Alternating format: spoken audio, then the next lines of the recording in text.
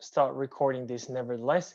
But what I'm going to do first, I'm going to get started with I share my screen, my PowerPoint, and I hope that well, we had a like really super good discussion last week about McDonald's, case McDonald's, and I hope that that kind of created some sort of a thinking process that things on when it comes to these things, corporate social responsibility, business ethics, right and wrong, things can be very tricky. You know, what is right, what is wrong, and it's really situational, as we discussed. And we could see last time already that there were quite many people who seem to think very differently of this case. But today, what I want to do, and this is actually, I'm super excited about today's topic. And even though you might personally feel like, hey, you know, history, that's not really interesting, but I personally think that this is super interesting. And I hope that you have, if you have questions, you raise your questions. You can use chat, you can shout out anything that you want. But let's talk about human race and sustainability for a second. And I think that this could be a topic for one single course alone. But so you understand that what I'm doing here, I'm trying to get everything within like 90 minutes. And there are other things that we're going to discuss today. So it's not only going to be history.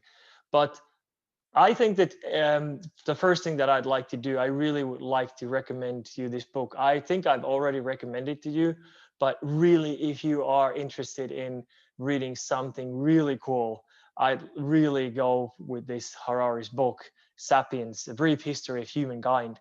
And he has basically, he in this book, he said that humans have been exploiting animals already since the agricultural revolution, which is like way back 10,000 BCE.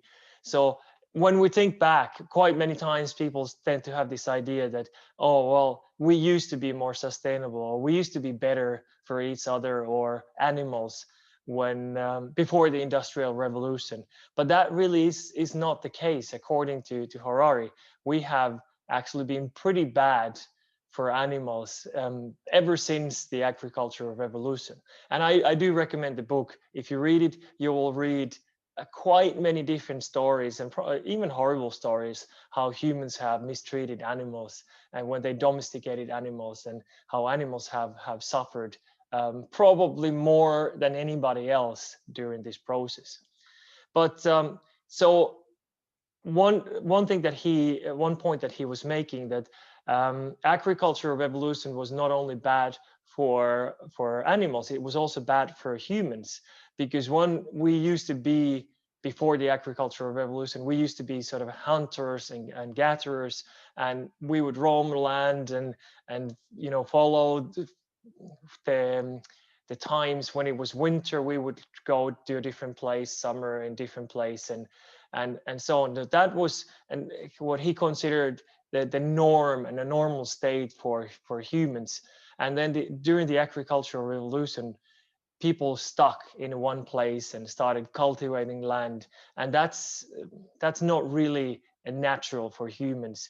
And what happened in the process was that, even though things were probably easier in a way, but at the same time, the way we ate, for example, was way more unhealthy.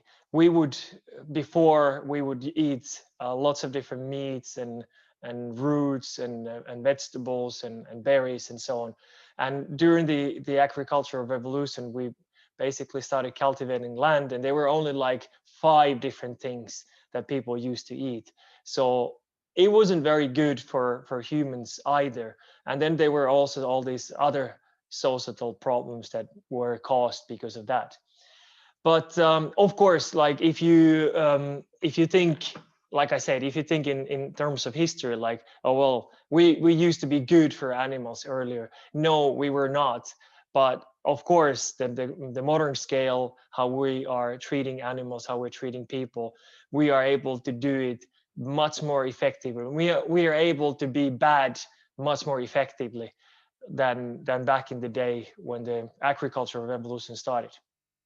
And then, of course, lots of time passed, and I'm really skipping lots of like thousands and tens of thousands of years.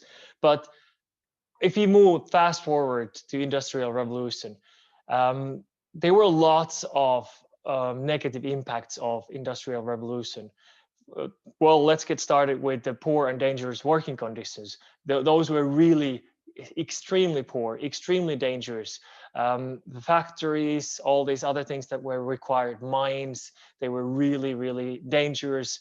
Lots of lives were lost. Also, the average living age in those times, it was probably around 40, 41 years. So it really was a dangerous lifestyle for people as well. But there were other things. There were also poor living conditions as well, pollution. For the first time, we started polluting a lot. And children were used on a regular basis, especially on mines and places where men could not go, like they were too big. So children were used a lot in mining, and that was very harmful for them. And they quite often they didn't see adulthood at all because they were dead before they got to be 18. And even if you think of working days, they were extremely long, like 12 to 14 hours, and pay was very low. They didn't have to pay that much because they had a steady stream of people coming from the countryside to the cities who wanted to maybe they were thinking they would get a little bit easier life in a factory, but that meant that there were always lots of people who could work in the factories, and the factory owners didn't really have to care too much. So they could really treat them badly. They knew that they would always get somebody to replace them. So this is I don't want to get political here, but I want to discuss this very briefly. That in 1848, Karl Marx wrote his Communist Manifesto, and it was really sort of the exploitation of workers that inspired him to write this. And this obviously led to a lot of political changes and awareness among the workers. So they started realizing that, hey, actually we might have power if we unionize, if you do things together. These people, the factory owners, they can't treat us the same way than individuals. If we all collectively stand together, things can start to improve. And they indeed did. But it was not really because of Marx. But this guy, Robert Owen, he was among the first ones who was talking about 8-hour working day. And he was a Wells textile mill owner and social reformer. So he was even like representing the owner side. And he was really saying that it's not effective for anybody to work more than 8 hours a day. So you need to have 8 hours of work, 8 hours of labor, 8 hours of labor, 8 hours of recreation, so your free time, and then 8 hours of rest. So this is something that obviously even today, and I remember our former prime minister, Alexander Stubb, I think that he was talking about this. He kind of believes in this, the way he does it, that 8 plus 8 plus 8. So even though obviously the modern society has changed quite a bit, we don't work in factories anymore. The 8-hour working day might not be the best thing, but this is something that kind of happened, that people realized that maybe it's good for workers to have a little bit more rest, a little bit more time on their own free time, so they are going to be more effective in the factories as well. And I really want to give a shout out to Finlayson. Now, Finlayson is one of my favorite examples that I use quite a bit. And if you think in terms of what Finlayson was doing earlier, they were one of the first companies that kind of started the industrial revolution in Finland. And it was started it was actually a Scottish guy. I think it was James Finlayson who started this company in Tampere, 1820. And it was really, they had these forward thinking policies, like they had its own hospital, they had a daycare center for kids, they had their own school, they had a fire brigade, a pharmacy, nursing home, and so on. And they even had their own sort of a social security system. So it was really something that I don't think that many companies had seen anywhere in the world. 1820. Well, that wasn't exactly in 1820, but it gradually got into that point where they were taking care of a really good care of their workers. Obviously, they were not perfect. They were still in modern. If you look it through the modern eyes, they still had lots of things that could have been improved. But if you consider like mid 18 century, sorry, 19th century, things were very forward looking, and the policies were very possible and positive for Finlayson. So it was possible, and I think that one of the reasons why Finlayson was doing this was not that they wanted to be a really nice company first. They thought that if they do all this, it is going to improve the employees' morale. They will work harder, and in the end, Finlayson is going to win as well. So it was really, that was the idea behind it, that doing good for the employees, then the employer, Finlayson, is also going to get benefits as well. Unfortunately, there were obviously lots of companies that were not following this, what Finlayson was doing. But that was just, I wanted to give you that as an example, that not everyone was doing bad things. So obviously the cost of rapid industrial revolution was often unplanned. So it meant that there were lots of negative impacts. So people would move to the cities. Sorry, this should be crowded and disease-ridden slums. The factories would really pollute the cities. There was absolutely no sort of idea what the pollution could do, like, or it could do some harm for people or for the environment. And if you go into some old cities in England, for example, you'll realize, some old industrial cities in England, you'll realize that some of their old buildings, churches and so on, they still have this kind of a very dark tone in their stone. And it's the smoke and the pollution and all the coal that they burned during the industrial times. So it's still visible there. And you can think that what the impact was for humans. They were breathing that kind of air that was so bad that it would stick in the stone of these buildings. But obviously there were cultural impacts as well. So it wasn't only the social and human impact that industrial revolution had, that it had, if you think in terms of people who live in the countryside, who are getting the not necessarily money but livelihood from agriculture, they are really self-sufficient. So they know and they understand that they have to work really hard in order to survive. But if you move those people away from the countryside and away from agriculture and put them to cities, where they were most of the time, especially in the beginning of the Industrial Revolution, they were doing really mundane jobs. They were basically doing, if you have seen this Charlie Chaplin movie, Modern Times, where he basically works in a factory, and the only thing that he does is sort of using a wrench, and he goes like the same repetitive movement for like 10-12 hours a day. So even when he leaves the factory, he keeps repeating the same thing. So these, all of a sudden, people who were really relying on doing everything on their own, now they had to be dependent on factories that would in turn treat them usually very poorly. So this kind of changed the culture of dependency as well.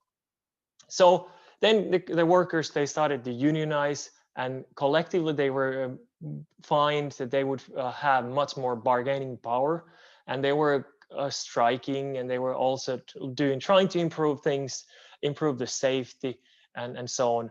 And of course, what this meant that there was also from the company side, there were also lots of activities like union busting. They were really trying to stop people from forming unions, because they were afraid that if they were able to control the people individually, then they could really do whatever they wanted. But as long as they were individuals, they could do that. But if they worked as a collective union, then things would look very, very different, and it would be more difficult for them to really like treat them poorly. So this was, in a nutshell, this was the sort of a history part of the industrial revolution. But I do want to talk about the history of modern corporation as well, because I personally think that this is extremely important to know. If you think, when I talk with people about corporate social responsibility and sustainability, quite many people, they tend to think that the way that the corporations work, that's the way that they have always worked. And they don't question that corporations actually have evolved over time. And if you look the first examples of corporations, really, they were for not for profit. Corporations, the first corporations, they were created for not for profit projects. And so they would only be allowed to be engaged in activities that would improve public good. Something like building bridges, hospitals, universities, and that would be the only thing that they could do. So if a company, if a corporation would get a contract from the city of Helsinki, for example, well, probably Helsinki is not a good example because it's relatively new city, but let's say city of New York, that they would have to build a bridge over the river. So the corporation would only be allowed to build that bridge. And then after it was done, it would cease to exist. And it could not do anything else than build a bridge. So this was the way that the corporation started. They had really like one single purpose, and they were not for profit. They were paying money, obviously, for all the people who were employed, but they did not do this for profit. So this is how the corporation started, and it's obviously, as you can see, it's a long way where we are now. But I would really like to point this out, that the way that the corporations behave and the way that we see the corporations, this is the human innovation and invention. So the way that the corporations behave and what we expect of them, this is really what we can decide, and it's the contract between us and the society. So we can, if we want to change the corporation for something else in the future, we can do it. So obviously, when the corporations grew larger, they were this kind of idea of that corporations would only build a bridge or university or hospital. That kind of was a little bit difficult to organize some activities. So then they needed more capital. They needed a little bit more sort of a leeway that they would be able to work on other things, like there were railroads, for example, that were being built that would not have the same possibility of like, okay, we're going to build a railway between city A and B. There were lots of other things involved, the passengers, moving the passengers, moving the goods, and so on. So they naturally needed to have some involvement for corporations. And one thing that happened was this shareholder idea. So the limited liability. People who would invest in these corporations, they would only have, if the company went to bankruptcy, these investors would only lose the money that they invested, nothing else. So this was quite a big change for many of these corporations, and the way that they would behave, because all of a sudden they did not have the same kind of rules that they had to follow. They would have now more profit motive. They would really seek money, and for the investors, for the people who invested in the company. So in that sense, this was sort of the birth of a modern corporation. And this was all. This is already quite old, but in 1886, this was an interesting decision. What the U.S. court, what they did, they recognized that the corporation would be a natural person under law. Obviously, natural person would be like you and me, but the reason why the corporations wanted to be natural persons was that they actually used the Constitution's 14th Amendment that was actually designed for the former slaves, that the states would not be able to, after the Civil War, that the states would not be able to take some freedoms away from these freed slaves. So no state shall deprive any person of life, liberty, or property.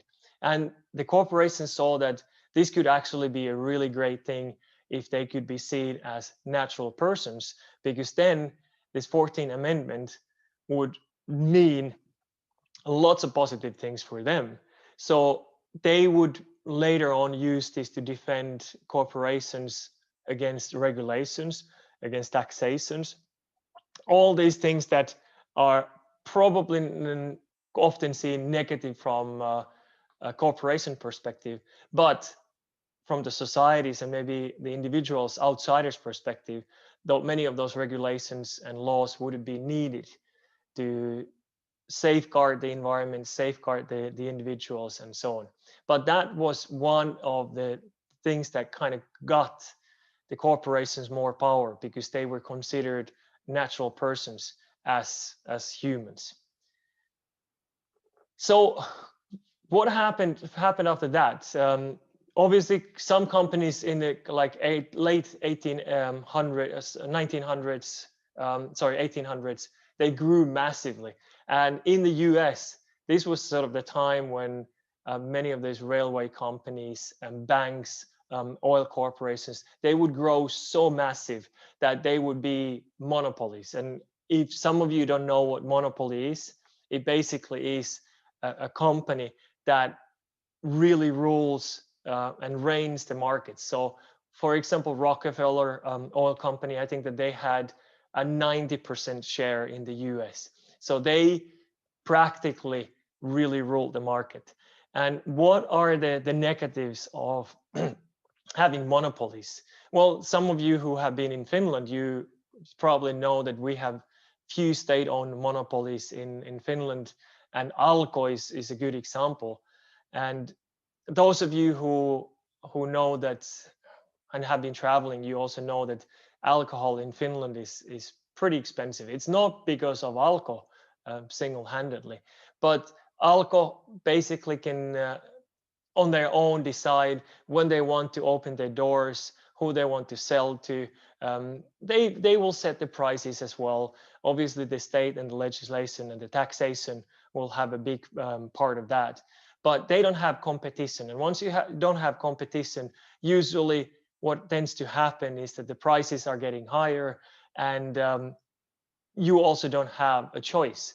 And many times, if you want to buy your alcohol, hard liquor, the only place where you can do that is in Alko, unless you go to Tallinn, of course. But that's not really an option for many people, especially in the northern part of Finland. But there were lots of negatives about having these monopolies and cartels. And so this was sort of the time of the robber barons and railroad tycoons. And this also created a threat to capitalism. And capitalism is all about free market and a lot of competition.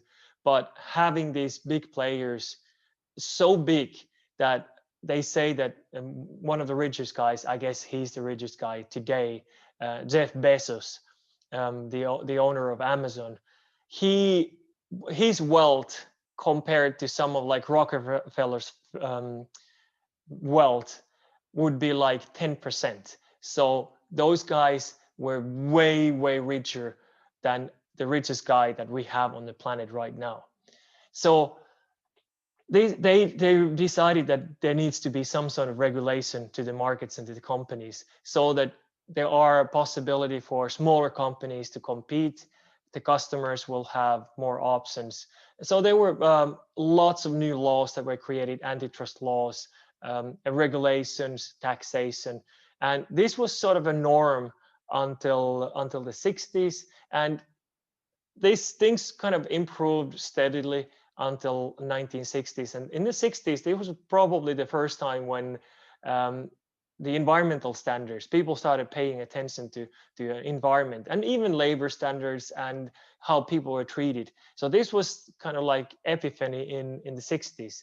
Things can be done in a better way, and lots of these people, and I think that it was partly because of this, not only the movement like the hippie movement in the US, but lots of things that happened in Europe as well at the same time. People started demanding that the corporations, the companies would take better care of the environment, they would take better care of the labor force, outsiders as well. So this was kind of the first time that really openly and publicly people were demanding that the company should actually do something. And this was really also meant that there were a lot of new regulations, environmental regulations, new legislation that aimed to improve the way we did things and aimed to improve the quality of life and environmental standards as well. And so if this is something, I'm not going to spend too much time on this, but many of you, or well, some of you at least, probably have heard of Milton Friedman. He was a Nobel Prize winning economist in the US, and he created this free market ideology that was based on privatization and deregulation. So what he did is like, I want this, the states, I want the governments to get rid of all kind of regulation, and I want them to privatize things. So previously, for example, many airlines were owned by nation states.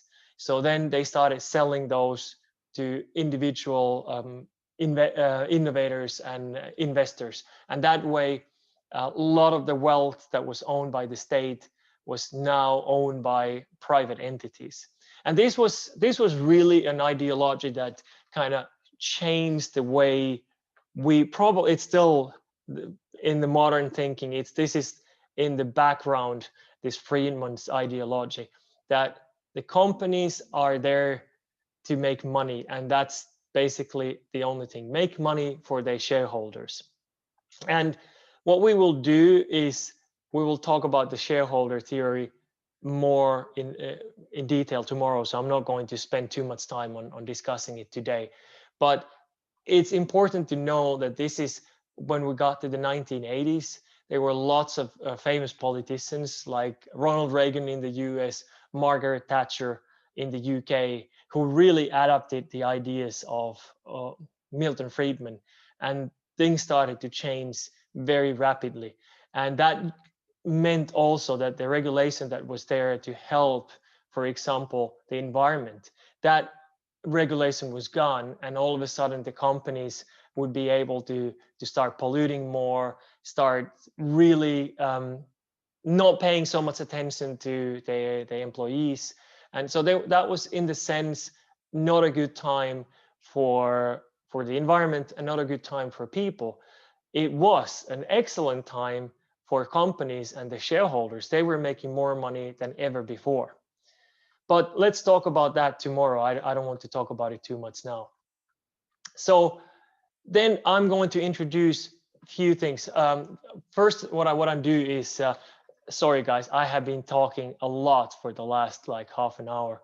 So what I'd like to ask from you is that, is everyone still following? Do you have any questions?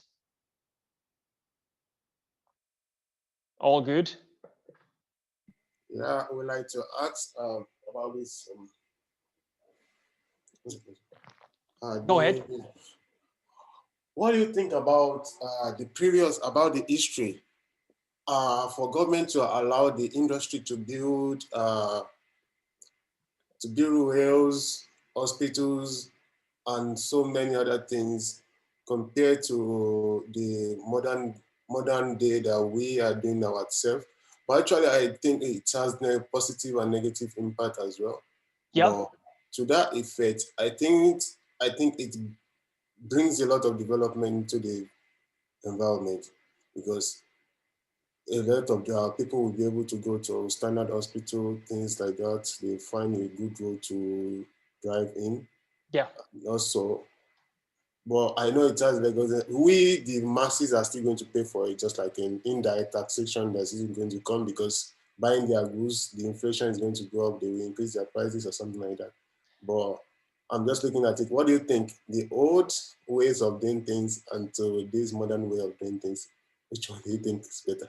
Well, this is a very good question, very good question, and I think that the first thing what I have to say is that I don't think that we would, even if we wanted to go back to the old way, that the corporations would only exist for one project. We couldn't really do it because we live these times are so complex. If you think about your phone like when you are buying or when you're manufacturing a phone, there are hundreds of different companies that are involved in the process. And in the sense, if you have a corporation that has a one single thing what they are going to do, like producing phones, it wouldn't really work out. It would be very complex. It works very well for things where you do something like a build a hospital. You know exactly what is going to happen, what you need to do, what you need to build, and when it's ready, that's it. But there are so many things in these modern corporations that are taking longer time periods. These companies, they need to provide a guarantee. They need to fix these phones if they get broken. They also need to update the software. So there's this constant progress that happens in the background. And so there's no way we could go back to, yeah, absolutely, customer support. It would be bad for the customer support. But what I think is that the reason why I wanted to mention this to you is that what I'm advocating is that we need to change the system, the way that corporations work, and we need to take also the environmental aspect and the social aspect into the play, so that the corporations evolve to the point that these guys are responsible for all these three different things, not only making money for the shareholders as they now do. So I hope that made sense. Very good. What I'm going to do, I'm going to now talk a little bit more about the history of the corporate social responsibility. And I use the word corporate social responsibility here for the reason that it actually is pretty much in all the material that I used. In 1953, there was an American economist, Howard Bowen, who published his work, Social Responsibilities of the Businessman. And he was basically talking about that the business people, they have more responsibilities than just making money. And this was the first time that it was kind of when people started really thinking like, okay, well, as a person who works in a business, maybe my responsibilities are more than just making money for the company. And Bowen, what he did, he really concentrated more on sort of the individuals, whoever works there. Those people have responsibilities, not so much from the corporation perspective, but the individuals who work in there, that they would have responsibilities. What I've done is that you see that one, that small one there. There's a link. You can click it. I'll show it later. You can click. You can get to read this. This is in Amazon, where you are able to read at least part of it. But then, like, obviously things would evolve. But I took the next example from 1971, which was also quite groundbreaking. In the US, they have the Committee for Economic Development, and they published social responsibilities of business corporations. And now, instead of talking about business people, they were talking really first time so broadly about the responsibilities of corporations, the companies. And this is one thing that has been called with different names, kind of like social contract, social license to operate, so that these companies, they have this social contract or social license to operate. And companies are they exist and function because of the public consent. So people, the general public, they have to accept the company or don't accept the company. But if you have the acceptance, then you have this social license or social contract that allows you to work on certain fields. There are many examples of companies that have lost this social contract, that legally they could still operate, but if they lose the social contract, which is the general public's opinion turns against them, then quite often it means that they go into bankruptcy. And so then the idea was that these companies, they have also obligation to contribute to society as well. Of course, this was 1971, and it wasn't extremely, forward thinking in the sense, but this was still quite good for 1971. And I actually have that link to this here as well, the small number 2. I'll save this for you, so you can click all these links later on. It's all these things are relatively long, but if you have time and interest, you can definitely find more information there. So ever since early 1970s, the idea that companies would have other responsibilities than profits and their shareholders has grown.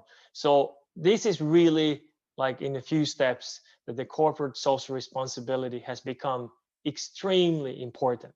And what I will, and here are the links, and you can access these later on.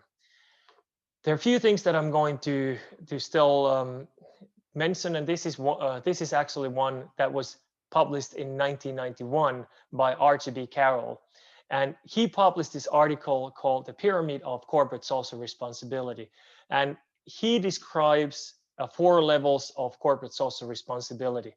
And according to him, the lowest, so the building block of everything, is that the corporations, the companies, they have first and foremost economic responsibility. They have to make money in order to survive.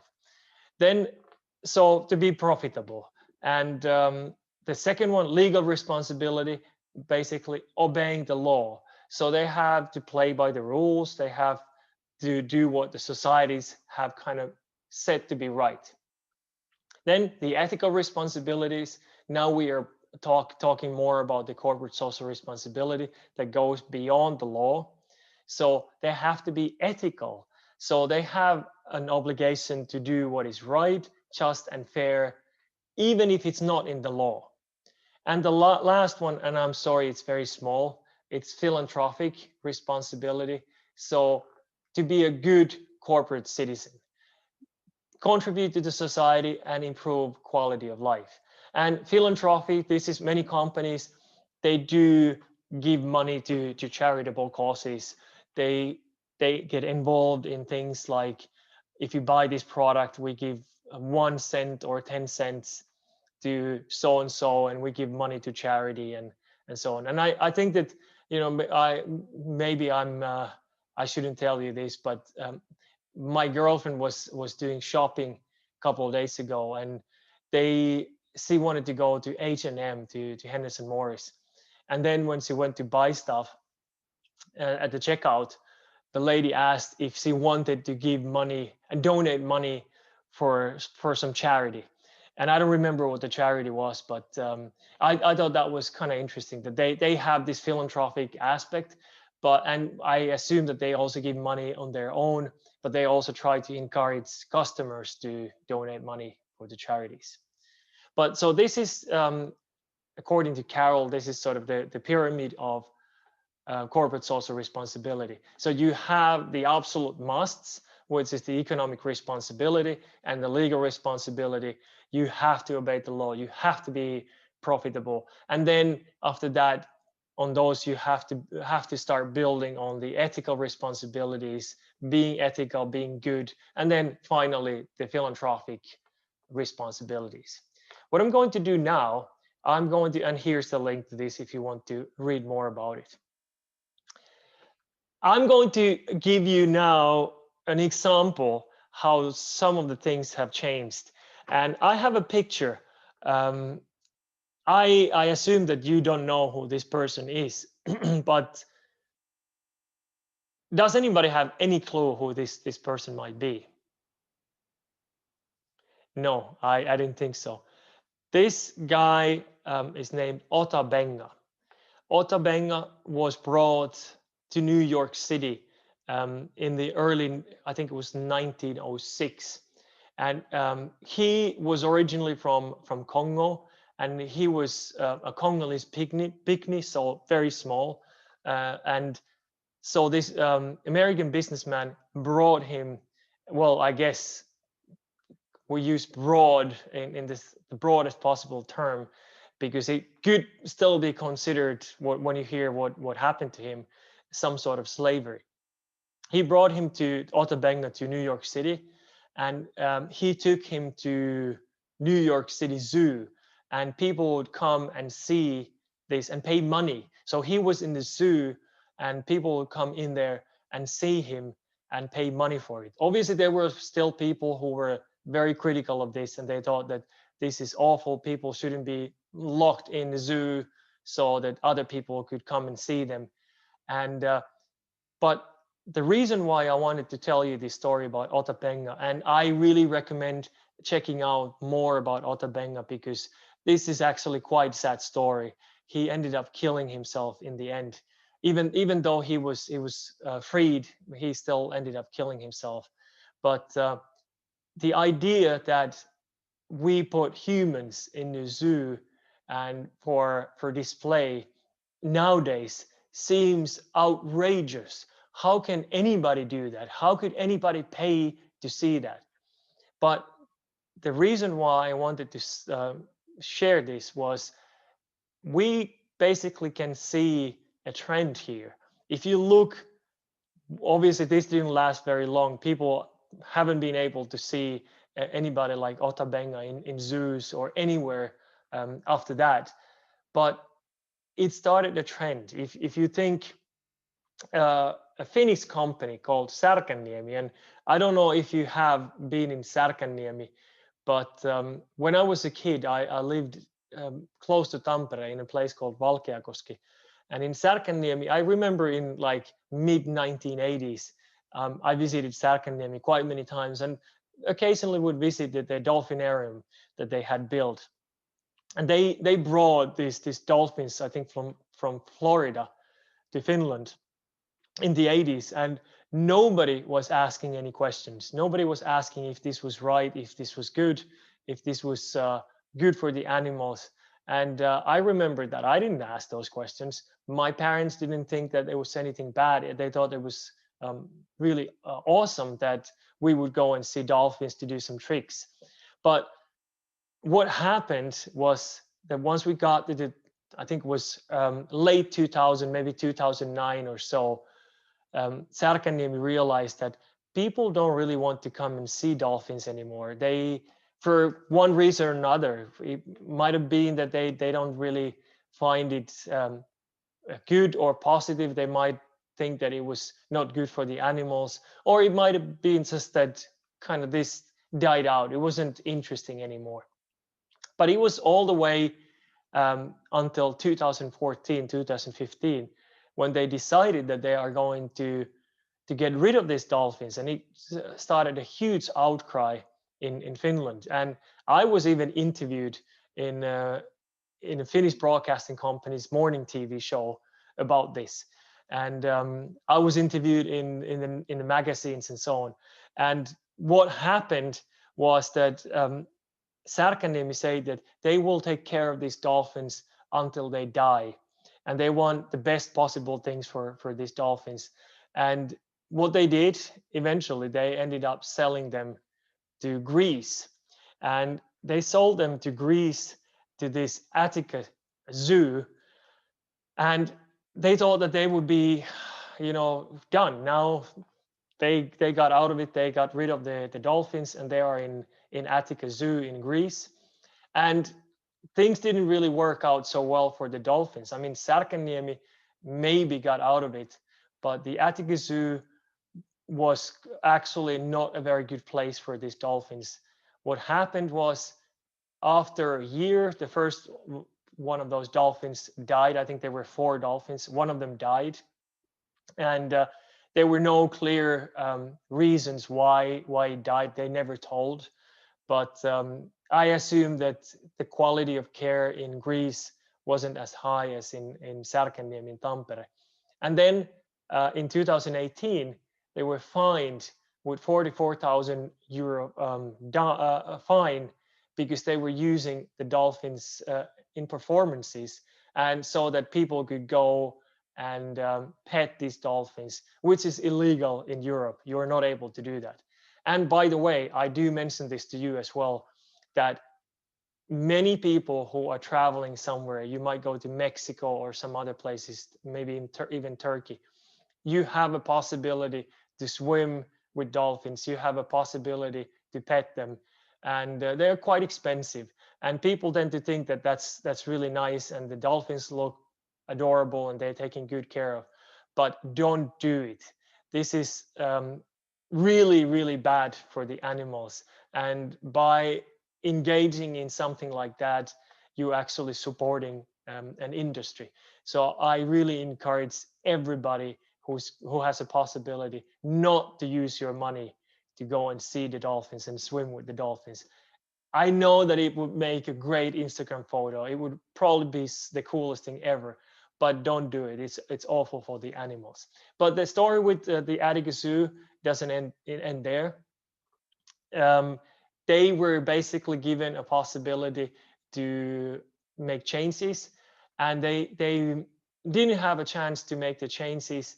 And what happened, what the dolphins, they actually revoked the region of Attica. They revoked license for the zoo. Let's have a look. Somebody is or any zoo for that matter. Absolutely, I I agree, Lauri. I absolutely agree. So, but the thing is that I think that somehow maybe zoos are getting out of fashions, but I've seen a lot of people doing this, going and swimming with dolphins. This is considered still maybe okay with people. The reason why I'm using these zoos as an example is that this is one example of how trends change. Something that was okay in 1906, putting people in a zoo locked up, was considered okay then, absolutely outrageous these days. Now, these days, people are looking, in the 80s, it was okay to have dolphins caged and performing tricks for humans. Now, I don't think that anybody with the right mind would consider that that's cool or that's something that would be should be done. And so this is, you'll see there is a trend, and I'm going to use another example here very quickly. Something similar in the US. Has anybody heard of SeaWorld? Or has anybody been to a SeaWorld in the US? Yeah, I've been to SeaWorld. Okay. Hey, don't worry. I'm not going to, Julius, I'm not going to shame you publicly, but maybe I'll ask later of your experience. But I was a kid, you know. My parents yeah. made me go there. yeah, absolutely. I know that it's a place for families, but so I think it was 2013. There was this documentary called Blackfish that came out, and it's a sad documentary, but still a documentary that I really recommend to you. And actually, there are many documentaries and movies that I can recommend to you, and I'm planning to come up with a list so you can check them on your own. But this documentary called Blackfish, it really showcased what could happen in places like SeaWorld. And SeaWorld was really like giving this image to the public that they're doing great things. They are really making this orcas, picture here, that they're making these orcas live better than in nature, that they live longer in captivity. But in reality, that's all big BS. So that's absolutely not true. The orcas, they live longer in in freedom. They are actually extremely intelligent and social creatures, and they travel a lot. And some people say that they travel like 100 kilometers to 150 kilometers a day. And so somebody was comparing this in the movie Blackfish. They compared it to like, it's like putting a human in a bathtub. Like you can move, but this is not how humans are supposed to be, only in the bathtub. So this is the same way for these animals. They're like extremely social. They have a very unique social circles and social fabric, and putting them together with an orcas from different families is actually not good for them, because they have this very strong bond of their own kind, of their own families.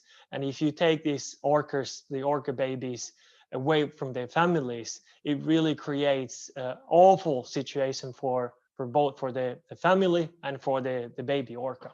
And so this Blackfish was aired in 2013, and that really created a lot of negative publicity for SeaWorld. And what happened was that SeaWorld didn't really see this coming. They thought that, okay, it's going to die out, and they will eventually, people will come back. Actually, some people did. I'm going to use that as an example later on. But they were working with Southwest Airlines, for example, and some of those airlines were painted as orcas. And as soon as this happened, Southwest decided, we're going to finish this cooperation of 25 years. We don't want to be working with you guys anymore. They had, in SeaWorld, they had almost on a weekly basis, they had concerts where these big names would come and perform. And they basically, most of them said, we don't want to be performing in SeaWorld anymore because of this. And so this kind of created a lot of problems for SeaWorld, and a lot of people didn't want to go either. But now the latest news that I heard is that the SeaWorld, they have made some changes for the orca shows, but SeaWorld is actually gaining momentum, and people are going and seeing these animals more and more. So it's not always positive. Like you think that there's a trend where things like capturing orcas and using them for human display would kind of die out, but at least in a short term it doesn't seem like that. So there's still work to be done. Yeah, let me see.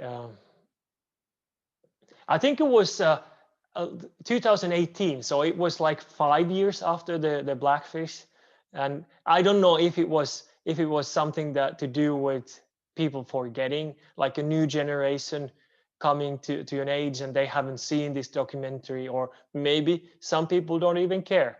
I don't know, but I think that it's interesting how this kind of stuff happened. I'm going to show you something which I think is interesting, and I'd like to hear your comments on this. I have been thinking about this quite a lot, and I have some examples how companies change and how attitudes change as well. And the first thing is on this axis I have on below it's a time, and on the whatever XY is, it Y axis, the vertical axis is whatever is considered a positive. So the higher it is, so the more positive change has happened. And so this would be, and these are, by the way, drawn by me, so they look very, not the most beautiful things, but I hope you still understand. So this is probably one of the most usual things, how companies, how things, how ideas change. They gradually, they remain the same, and then there's a little change. So they sort of gradually get a little bit better and better and better. So it would be very difficult to pinpoint any particular moment like what happened, why things got better. There might be some, some certain things that you can say that, okay, legislation changed, or we banned smoking in bars, and things started to improve after that. But this is how change usually happens, and I'm going to give you examples of that later. But I hope you are able to think some examples of your own as well. But so this is I would say, the norm, how change happens. So you have this gradual change. So there might be some times when there's like things will change a little bit faster, but in general, it's pretty gradual. Then you have something like a one big event that changes things for good. And after that, there's a new norm, and there's no going back to the old times. Again, I have an example of that, and we can discuss that. There are very many examples of that, and for a good reason. These are the examples that people remember when they say, hey, you know what, COVID-19, it changed things really rapidly. There's no going back to what was before COVID-19.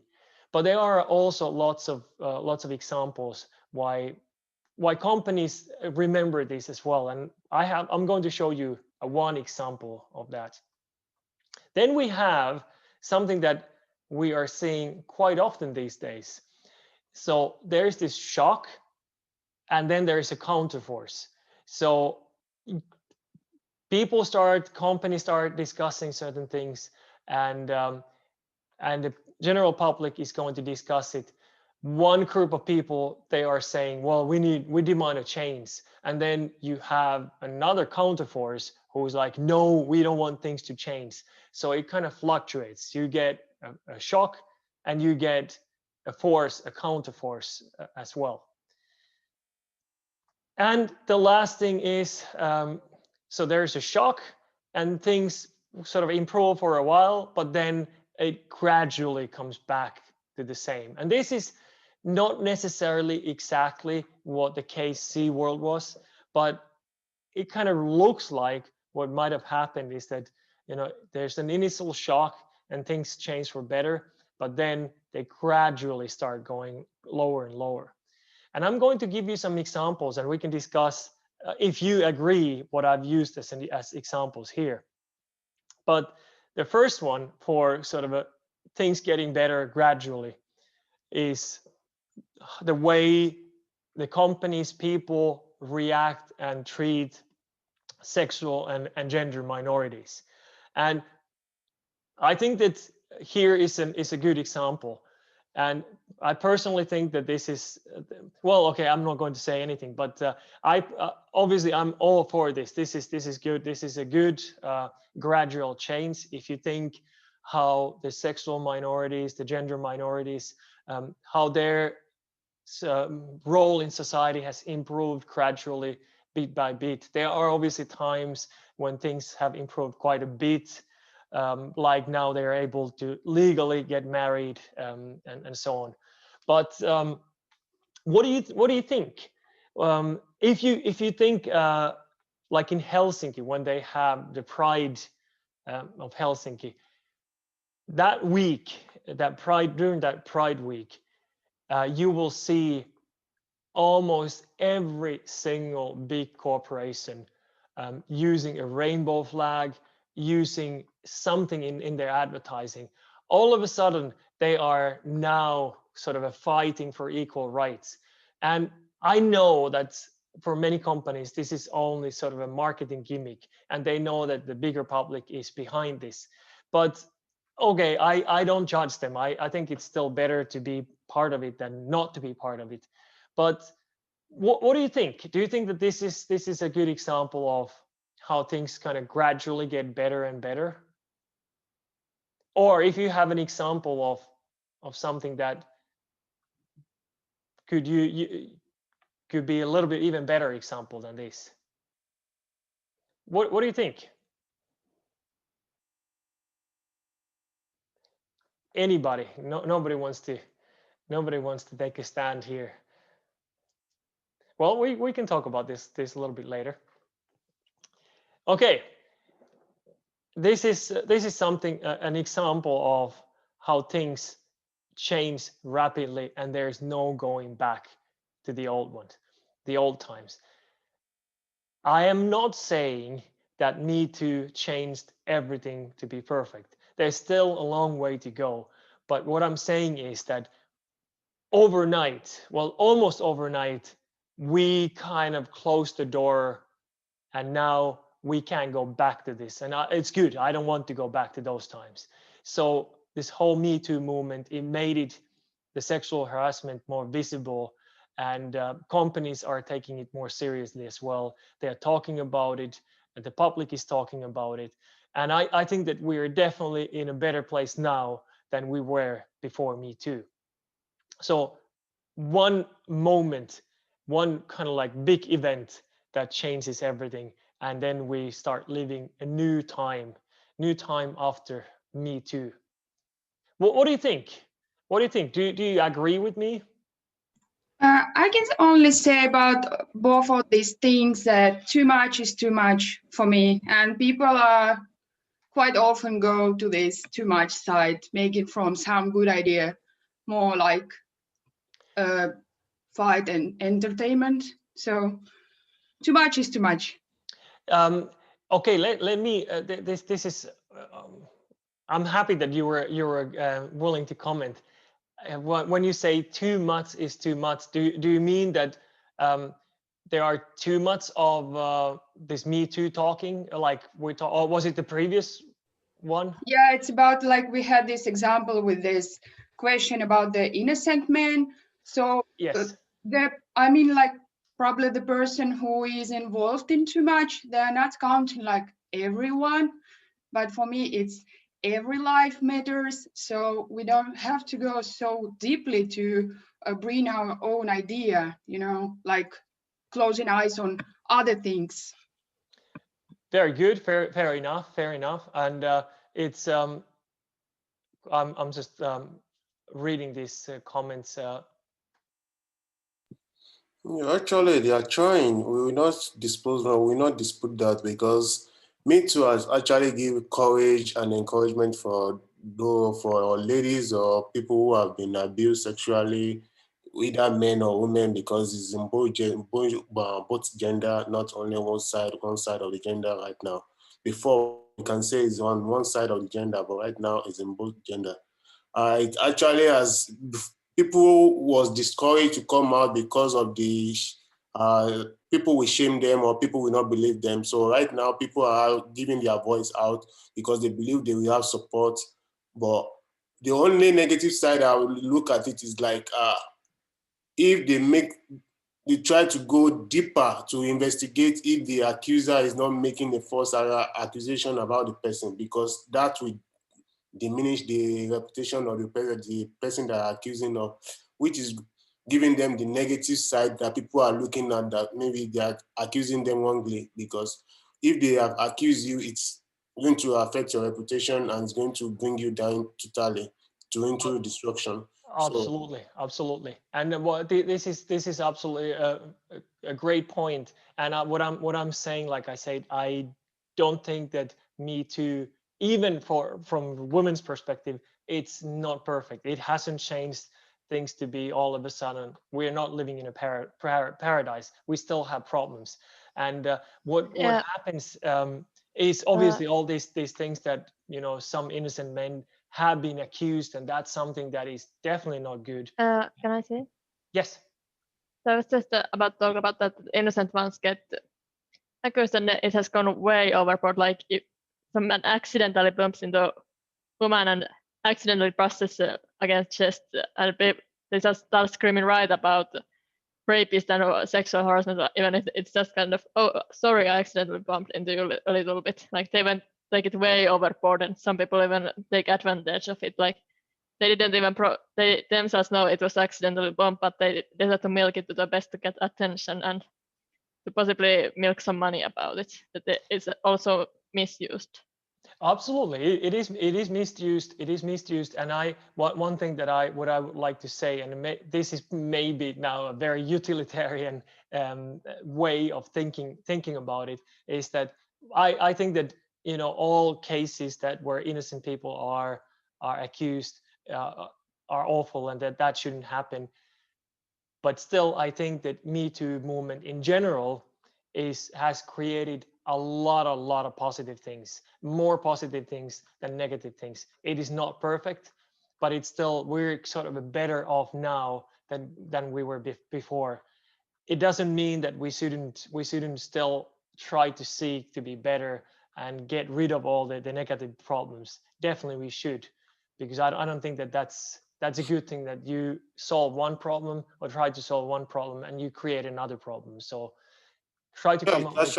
Actually very good, because it's a right move in the right direction for people to be able to hear your voice and be able to know when your leg is paining you, or because some people have been sexually harassed or abused, but they can't say it outside. But using this kind of platform is something that I actually encourage everybody to come out to explain their story or to narrate their story for people to hear it. Coming back to the previous one, likewise from the history that I mentioned before, like looking at it in another perspective, where if industries or company can start developing the environment or the cities before giving the licenses. Also, when you look at the other one that we watched, that you talk about, a history of corporate responsibility, if the government can start charging the company or industry in some ways, that giving back to the environment, giving back to the society in some ways, like maybe planting trees or planting flowers or buildings or something indirectly. Not like, in old days they have to build before they can be granted the licenses. But now they are giving them the licenses, but they can start to create something as well to contribute to the society. Absolutely. Which in other way, there are some companies who are doing it right from the example that he gives. If you know Toms, they make shoes. Yeah. When you buy one, they give like 1 or 2 to the orphanage or to people in poor countries or something like that. They try to contribute. So these are some of the ways to be giving back. If they can do that to encourage other companies, other bigger companies, other firms, even MSAE, like a small medium entrepreneur, something like that, people will start having that kind of ideology, like, okay, if I'm going to start a business, these are some of the terms and some of the things I have to do to give back to my society. Not like I will just be looking at the positive and profit side of it alone. Absolutely, and good example, Tom's. I've used that as an example, and I think we're going to discuss Tom's later on as well. But indeed, that was a good company. I'm going to now show something that happened very recently. This is, I think that Facebook, and I'm sorry that this is in Finnish, but I just wanted to take an example that because this was so recent. It was a couple days ago in Helsingin Sanomat, the biggest newspaper in Finland, Oatly, who basically uses oatmeal to create kind of like this milk-like substance. Milk, well, it's not milk, but it's this drink that doesn't have any milk in it. And what they did, they sent 100,000 these booklets to Finnish kids and about the myths of milk. And one thing that you should know, and many of those who have been in Finland only a short period of time, you are probably wondering why Finns drink so much milk. It's crazy. I get this all the time. All my foreign friends come here and they're like, you guys are not kids. Why are you still drinking milk on your lunches and so on? And it's obviously our milk industry has a big say in that, has had a big say in that. They've advertised milk very heavily, and milk is basically part of our meals, breakfast, pretty much anything. I remember when I was a kid, I would go and play football and come back home and drink milk instead of water. So I was so into milk. And now Oatly, they decided to send this to all kids. And in this booklet, they talk about the harmful impacts of milk for the environment and also for humans as well. And also some of the myths that the milk industry has been saying, like that you need to drink milk in order to get calcium and so on. And I thought that this was quite interesting, and even though there are obviously a lot of things that can be said about companies trying to educate people in this sort of manner, but of course this created the counterforce. And Mikko Kärnä is, I think he's from Lapland. He's a member of a parliament, and he posted in his Facebook today that we stand behind milk, like let's have a national milk day, and let's support our milk industry, like milk is good for you. So this is quite often we are seeing this more and more, that you have this one force that somebody wants to do something, and then there's a counter force that will try to dominate the discussion. And this is something that we can see. Somebody mentioned all lives matter. You know, we have the Black Lives Matter movement, and then to counter that, there was the All Lives Matter. I personally, I'm very much against the All Lives Matter, because I think that's, if anybody would look into the Black Lives Matter, they would understand that that's basically what they're saying. But nevertheless, that was not the point. But this is what we see more and more these days. There is one thing that happens, a company or individual starts something, a discussion, and creates this big need for something, like Oatly did now with this milk myths. And then there's another group of people who will create a counterforce for it. Can you think of any other examples of this? There's plenty of examples, because we seem to be more and more divided. Like people have very strong opinions, and when you have strong opinions on certain things, this happens quite a bit. Well, what I'm going to do, I'm going to, yeah, go ahead. Sorry. Yeah, I don't have another example, but I just want to say that I got one of these at home. And oh, you did? I think I did, because of my kids. I did. Yeah. I did get one, but I think that it's a kind of stupid movement from Oatly, not because that they bring these facts, or if they are facts, but they bring them.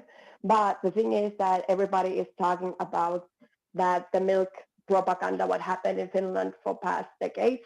But now Oatly is trying to do the same. Yeah. I'm not thinking that this is the right way. I understand why they are doing this, and I think it's good that they are bringing these things up, but this is not the right way doing it. Yeah, this is, I think that there are, even though I personally believe that the companies, they need to educate customers, but you're absolutely right. There's this kind of a almost like propaganda feel to it. So I haven't seen it yet, so I can't say fully on what is inside, but I assume that it's sort of the similar kind of propaganda or marketing that Valio did in the earlier years. Yeah, I think it's really similar to that. What happened like a long time ago with Valio. Exactly. Yeah. Exactly. And then also the non-meat sausages not being able to call them sausages. Oatly has research-based statements. What I've heard that. I haven't checked that, and I haven't seen that, so I should. If anybody has an extra copy, I would love to have one.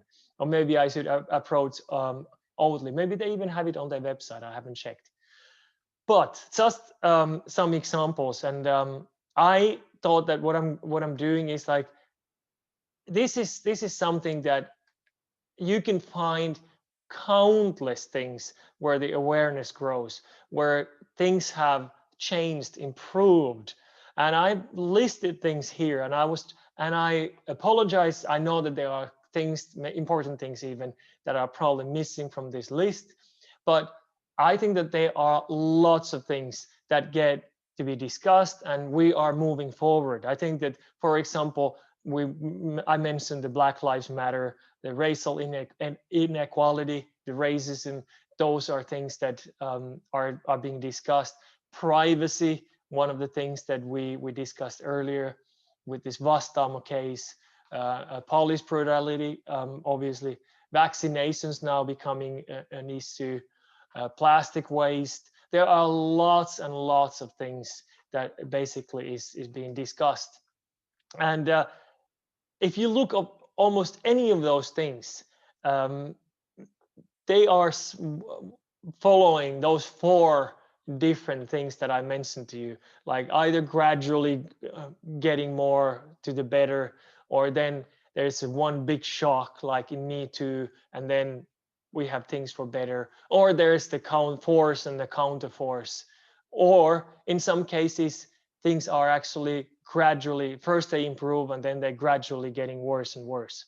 So they are, and I am basically leaving this here, and you can check this later on.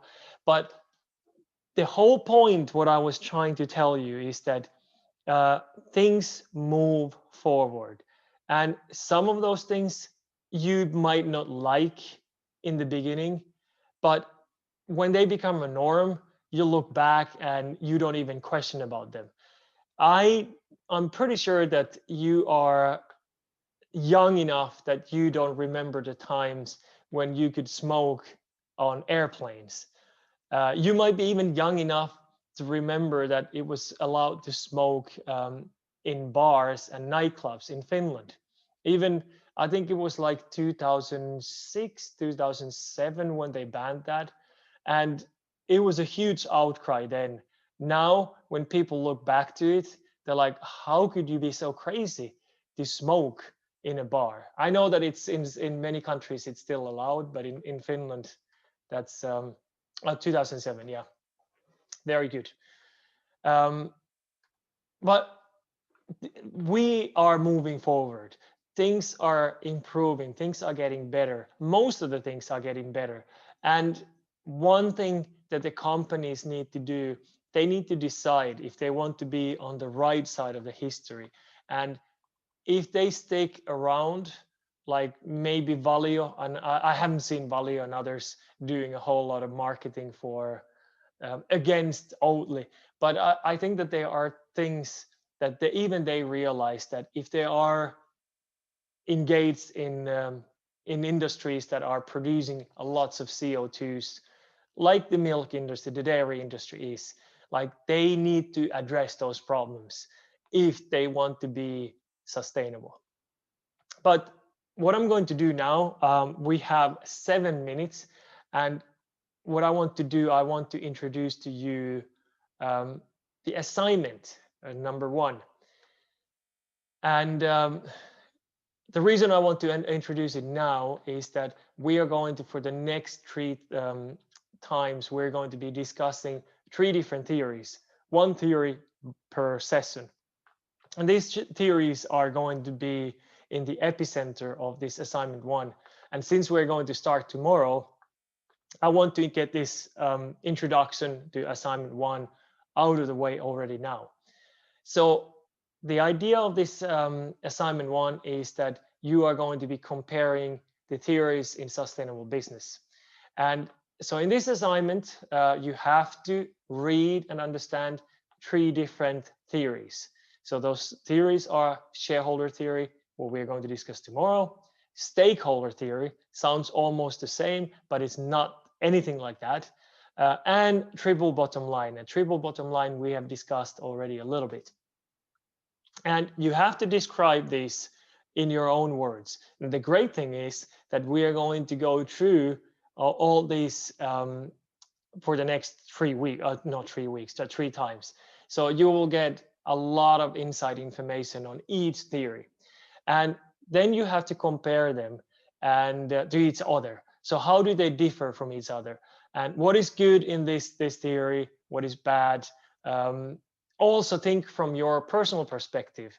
Like if you think as a customer or somebody who lives on a planet Earth, is this good?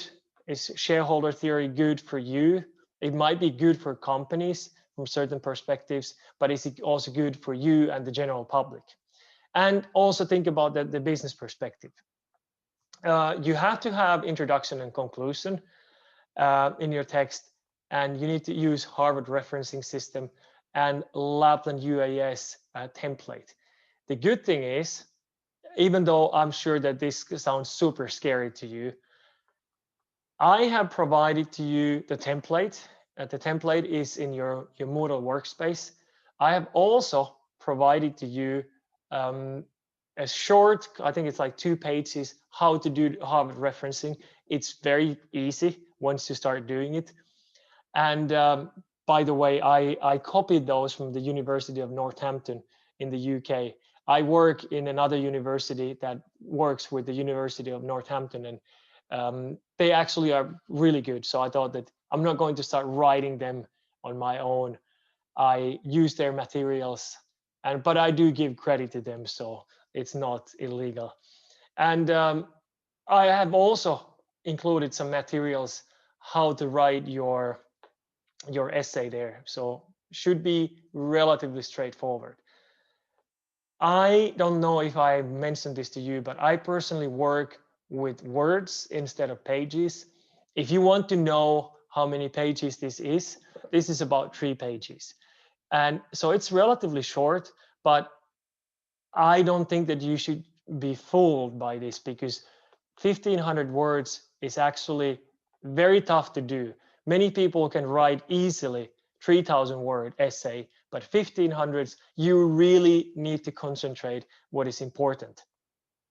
And I give you like plus minus 10%.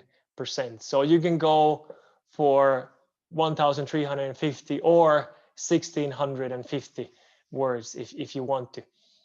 This is 30% of your grade. And it's just a suggestion that I personally think that if you want to think of how much time and effort you put on comparison parts, that's probably one of the biggest things. So 500 words for that, sort of 1 page for that. I have provided to you materials, excuse me, it's in Moodle. So I have a PDF on each of these. So you should read that in any case, but you can obviously use materials on your own as well. You can, if you find something good, you can use it. But this is a must. The materials that I provided to you, those are the ones that you definitely should use in your assignment. And the deadline, this is approaching relatively soon. So November 22nd, you have also assignment 2. So that's why I kind of want to get rid of this relatively soon. And then you have more time to write your assignment 2. But how does this sound to you? Does it make sense? By the way, I'm going to tell you one thing. This is probably one of the most demanding first tasks that I've ever given. So,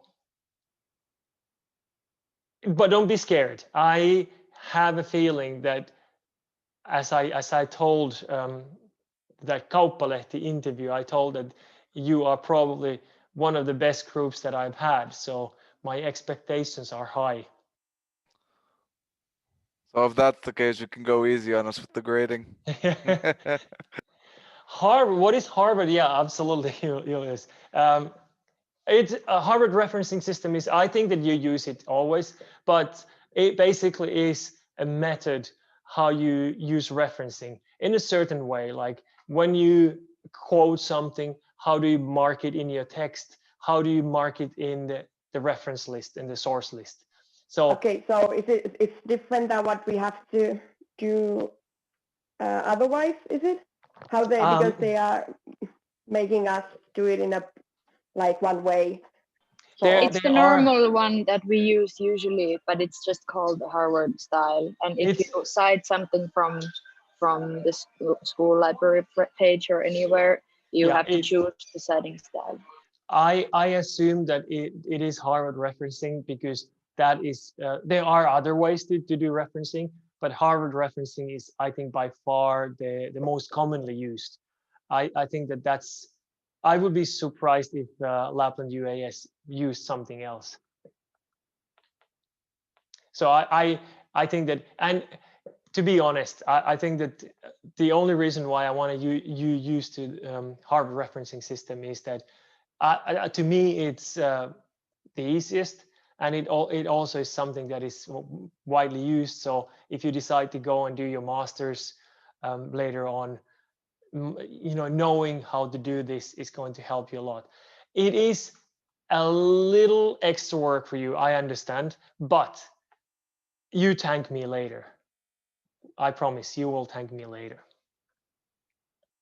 But hey, it's 2 o'clock. Time does fly. I hope that you found today's topics as exciting and interesting as I did. And tomorrow we're going to discuss the shareholder theory. So tomorrow we have an interesting discussion. Can imperfect referencing affect the grade? I mean, imperfect in the sense if you don't have it. If you, I'll give you an example. I have had students who write me their essay and then they don't use referencing at all. And then still they make statements. They're like, well, it's because of this doesn't work. And then when I ask them, so, but you don't have any supporting evidence, you don't have any sources, you don't have references. And they say, well, I don't need references because I know this to be true. Well, this sounds like Trump. I know that I'm the winner of the presidential election. This is, we need to have facts and supporting evidence. And that's why I need to have the referencing. And imperfect referencing, I don't care in this point. I really don't. If you make some mistakes, if you use referencing, I'm happy. And then I will make maybe some comments if you have made some mistakes, but I'm not going to take any points if you do it wrongly. Yeah, so this is the same that you should use when you write your thesis. Very good. Hey guys, thanks a lot. Now, I think I have everything here, and if you're still around, I got almost everybody around, but I don't want to keep you much longer. So thank you for today. I'll see you tomorrow, 12:30, and I'll check this. If this is all right for everybody, I'll check and save it and send it to the marketing so they can use it for the marketing purposes. But hey, thank you so much. I'll see you in less than 24 hours. Okay. Oh, what do you think about? Can I ask? What do you think about the US election? Both candidates into the sustainability